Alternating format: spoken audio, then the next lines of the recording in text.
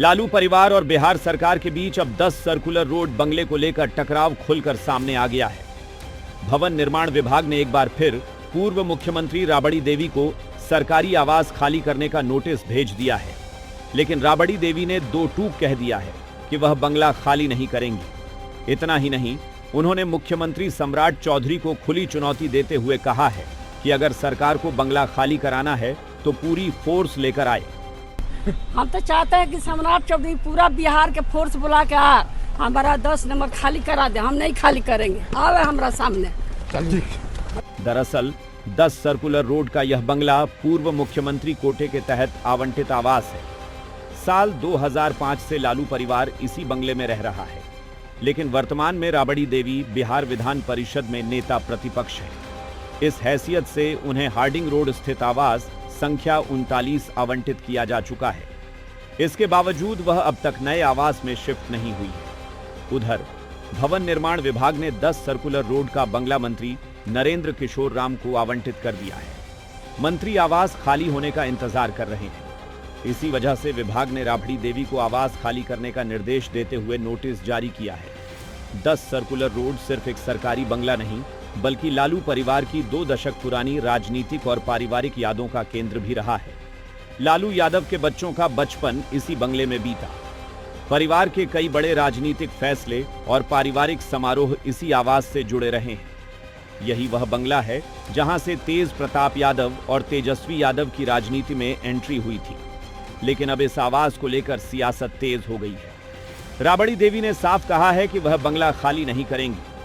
उन्होंने कहा कि अगर सरकार को आवास खाली कराना है तो मुख्यमंत्री सम्राट चौधरी खुद आएं और पूरी सरकारी मशीनरी लगाकर बंगला खाली कराएं। राबड़ी देवी के इस बयान के बाद राजनीतिक माहौल गर्म हो गया है। एक तरफ भवन निर्माण विभाग नियमों का हवाला देकर आवास खाली कराने की तैयारी में है, तो दूसरी तरफ राजद इसे राजनीतिक दबाव की कार्रवाई के तौर पर पेश कर रहा है। विजय चौधरी जी सारी सीमाएं वो पार कर गए। शर्म भी जो है ना, शर्मा करके सर नीचा कर लेता, लेकिन इन लोगों को कोई नैतिकता और नहीं है। आवंटन रद्द किया है आपने, जो श्रीमती राबड़ी देवी जी के नाम से था। नेता विपक्ष के तौर पर विधानसभा, विधान परिषद के तौर पर, विधान परिषद के नेता प्रतिपक्ष के तौर पर वो बंगला आवंटित था। क्या जरूरत न पड़ी बंगला आवंटन को रद्द करने की? और प्रक्रिया की बात आप करते हैं विजय चौधरी जी, तो कृपया बताइए कि 5 नंबर जो कर्णांकित था उप मुख्यमंत्री के नाम से, उसमें वो 1 नंबर में कैसे घुस गया? और नीतीश कुमार को 7 नंबर कैसे मिल गया, जो शासी निकाय था? और स्पीकर का बंगला को जो दशकों से चल रहा था, कर्णांकित था, उसको तोड़ करके आपने मंत्री को कैसे दे दिया?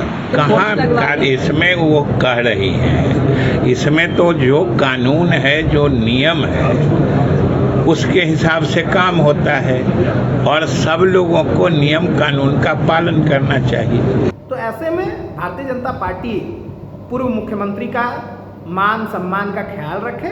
इससे ज़्यादा इसमें कुछ अपेक्षा नहीं की जा सकती, लेकिन हमें मालूम है कि अपेक्षा करना ही बुरा है, क्योंकि ये हमेशा भारतीय जनता पार्टी की नीति रही है कि विपक्ष के नेताओं को उपेक्षित किया जाए। देखिए, जो भी सरकारी बंगले होते हैं वो कभी भी स्थायी नहीं होते हैं और ज़रूरत के हिसाब से आवंटन होता है और फिर ज़रूरत के हिसाब से खाली भी करना पड़ता है। तो मेरा मानना ये है कि माननीय राबड़ी जी बहुत ही लोकप्रिय मुख्यमंत्री भी रही हैं, आज भी संवैधानिक पद पे हैं। उनको संविधान का पालन करना चाहिए और जो भी सरकारी आदेश है उसका पालन करें तो उनका और महत्व बढ़ेगा, उनका इज्जत बढ़ेगा। एक घर के लिए, एक मकान के लिए जिद करना उनके पद और उनकी गरिमा के लिए शोभा नहीं दे रहा है। अब सबकी नजर इस बात पर टिकी है कि सरकार आगे क्या कदम उठाती है और क्या 20 साल पुराना लालू परिवार का यह ठिकाना वास्तव में खाली हो पाएगा या फिर यह मामला सियासी संग्राम का नया केंद्र बनेगा।